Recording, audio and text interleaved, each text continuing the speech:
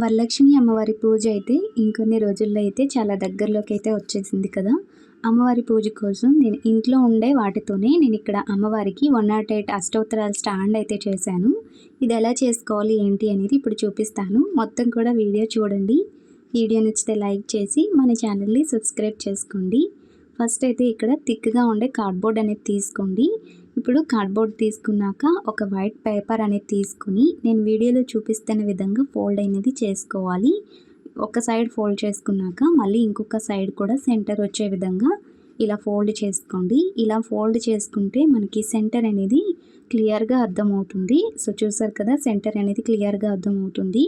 ఇప్పుడు ఇలాంటి ఒక టేపు రోల్ ఉంటుంది కదా, టేప్ రోల్ అనేది తీసుకుని సర్కిల్ చేసుకోండి.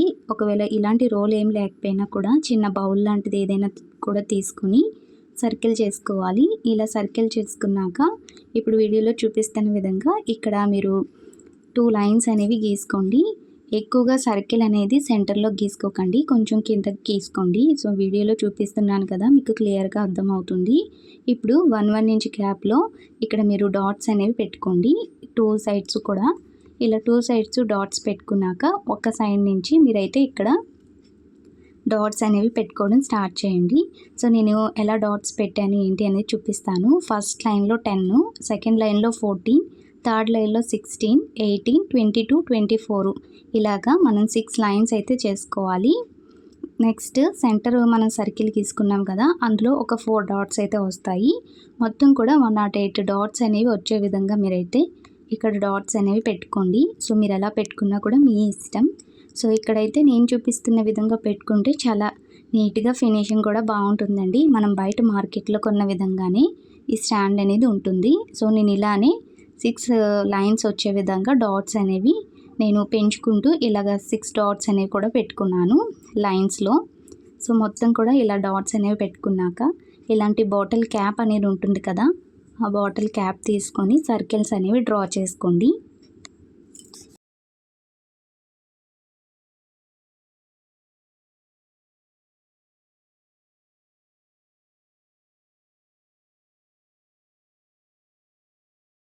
మీరు ఇలా సర్కిల్ అనేది డ్రా చేసుకోకుండా, కట్ వర్క్ లాగా డ్రా చేసుకోకుండా మీరు 6 లైన్స్ డ్రా చేసుకున్నారు కదా డాట్స్ అనేవి, సో అక్కడితో ఎండ్ చేసినా పర్వాలేదు. ఇంకొంచెం నాకు ఫినిషింగ్ అనేది బాగుంటుంది. నేను పక్కన పిక్లో యాడ్ చేస్తున్నాను చూసారా, సేమ్ అలానే రావడం కోసం నేనైతే ఇలాగా కట్ వర్క్ షేప్ వచ్చే విధంగా బాటిల్తో అయితే నేను తీసుకొని ఇలాగా డ్రా చేసుకున్నాను. ఇలా డ్రా చేసుకున్నాక రిఫరెన్స్ పిక్ వచ్చేసి నేను ఇక్కడ చివర్లో లోటస్ డిజైన్ అనేది వేసుకోవాలనుకుంటున్నాను. ఫస్ట్ అయితే ఇలా లోటస్ డిజైన్ పెన్సిల్తో వేసుకున్నాను. సో ఫైనల్గా మన ఎలా అయితే రెడీ చేసుకోవాలనుకుంటున్నామో అలాగైతే ఇక్కడ మనము డ్రా చేసేసుకున్నాం కదా వైట్ పేపర్ పైన. సో ఇప్పుడైతే చెప్పాను కదండి, మనం ఆ 6 లైన్ డాట్స్ అన్నీ కూడా మనకి 104 వస్తాయి. మిగతా 4 ఈ సెంటర్లో పెట్టుకోవాలి డాట్స్ అనేవి. సో ఇప్పుడైతే దీన్ని ఏ విధంగా అయితే మనం మార్క్ చేసుకున్నామో సేమ్ అలానే ఇక్కడ పేపర్ అనేది కట్ చేసుకోవాలి.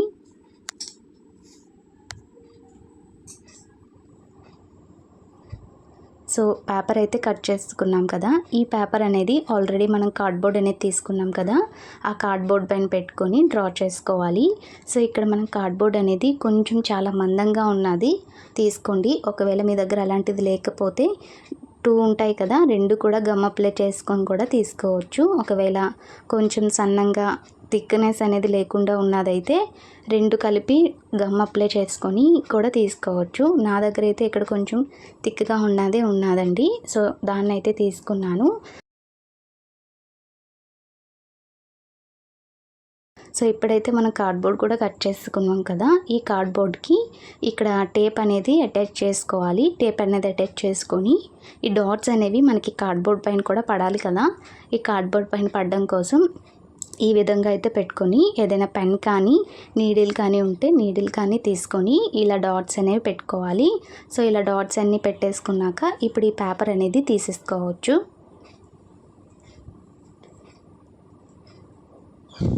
సో చూసారు కదండి, డాట్స్ అన్నీ కూడా ఎంత నీట్గా వచ్చాయో.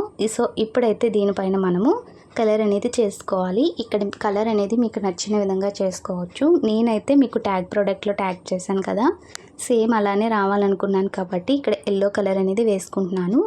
2 కోట్స్ అనేవి వేసుకోవాలండి ఎల్లో కలర్ అనేది. అక్రాలిక్ పెయింట్ బాటిల్స్ ఉంటాయి కదా, ఈ అక్రాలిక్ పెయింట్ బాటిల్స్ తీసుకొని ఫస్ట్ ఒక కోట్ వేసుకొని నెక్స్ట్ పూర్తిగా డ్రై అయిపోయిన తర్వాత ఇంకో కోట్ వేసుకోండి. సో ఇక్కడైతే నేను ఫస్ట్ వైట్ కలర్ వేయాలి, నేను మర్చిపోయానండి. వైట్ కలర్ వేస్తే ఇంకా మనకి డార్క్గా కనిపిస్తుంది ఎల్లో కలర్ వేసినప్పుడు. సో మీరైతే ఫస్ట్ అయితే వైట్ కలర్ వేయండి, వైట్ కలర్ వేసిన తర్వాత ఎల్లో కలర్ అనేది వేసుకోండి.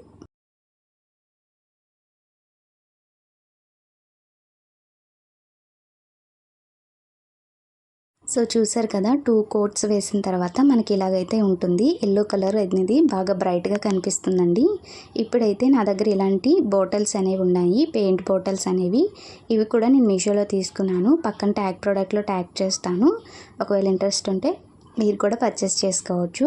ఇక్కడ నా దగ్గర రెడ్ కలర్ ఉందండి, రెడ్ కలర్తో నేనైతే లోటస్ డిజైన్ అనేది వేసుకుంటున్నాను. పింక్ ఉంటే పింక్ యూస్ చేసుకోండి. సో ఇలా లోటస్ డిజైన్ అనేది వేసేసుకున్నాక కింద నేను ఆకులు అనేవి ఉంటాయి కదా, సో దానికోసం నేను గ్రీన్ కలర్ అనేది యూస్ చేస్తున్నాను. సో మీకు ఇలాంటి బాటిల్స్ అనేవి అవైలబుల్గా లేకపోయినా సరే పర్వాలేదు, అక్రాలిక్ కలర్స్లో మీకు పింక్ కానీ గ్రీన్ కానీ ఉంటే 0 సైజు బ్రష్ ఉంటుంది కదా, ఆ బ్రష్తో కూడా మనం డిజైన్ అనేది చేసుకోవచ్చు. సో ఫైనల్గా అన్ని సైడ్స్ ఇలాగే చేసేసుకున్నాక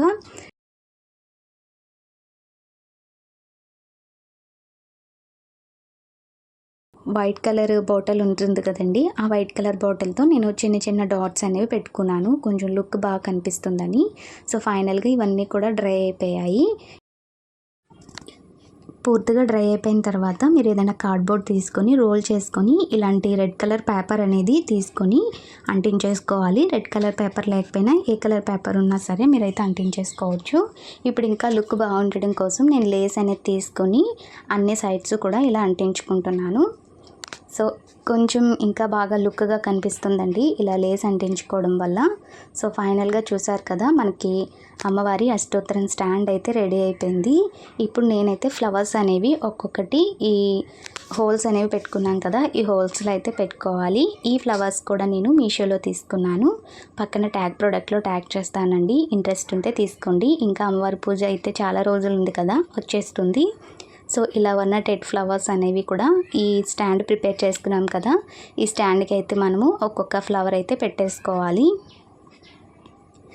సో చూసారు కదండి, చాలా సింపుల్గా తక్కువ బడ్జెట్లోనే ఇంట్లో కార్డ్బోర్డ్ ఉంటే చాలు అమ్మవారికి అష్టోత్తరం స్టాండ్ అయితే ప్రిపేర్ చేసేసుకోవచ్చు.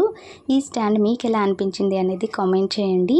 ఇక్కడ మనము సెంటర్లో ఇక్కడ సర్కిల్ అనేది డ్రా చేసుకున్నాం కదా, ఆ సర్కిల్లో అమ్మవారి బొమ్మ అయితే పెట్టుకోవచ్చు. సో బొమ్మ కూడా పెట్టి మీకైతే చూపిస్తాను.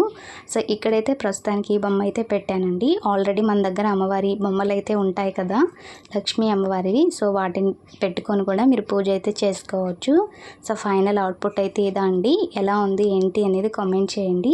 వీడియో నచ్చితే లైక్ చేసి సబ్స్క్రైబ్ చేసుకోండి.